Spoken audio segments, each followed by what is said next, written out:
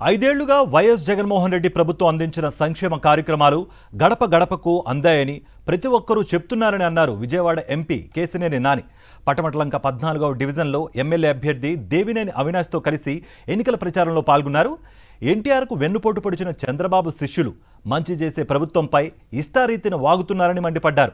ఓటమి భయంతో టీడీపీ నేతలు వ్యక్తిగత ఆరోపణలకు దిగుతున్నారని ఫైర్ అయ్యారు దేవినేని అవినాష్. చంద్రబాబుకి ఏంటి అలవాటు?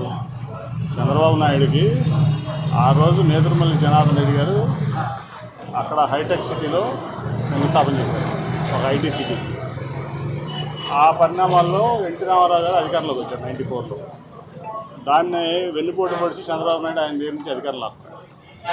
తర్వాత గణతంత్ర తందని నేనే సైబరాబాద్ కట్టాను, నేనే హైదరాబాద్ కట్టాను, అసలు అంత గొప్పవాళ్ళు లేడని చెప్తూ ఉంటాడు. అటువంటి చంద్రబాబు నాయుడు శిష్యులు వీళ్ళంతా, వీళ్ళకి గ్లోబల్స్ ప్రచారం తప్ప వేరే ఏం లేదు.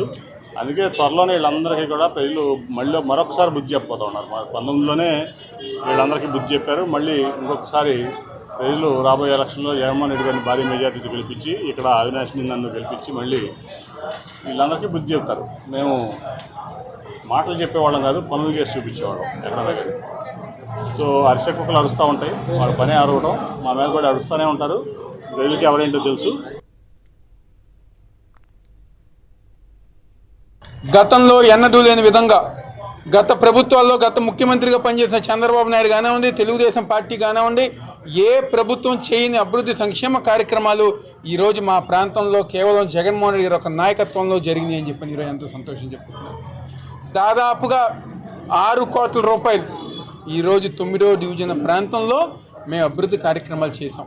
ఈరోజు పటమటలంక మెయిన్ రోడ్ 1 కోటి రూపాయలతో కానివ్వండి, ఈరోజు దాదాపుగా స్క్రూ బ్రిడ్జ్ కింద ఈరోజు ఎన్నో సంవత్సరాల కళ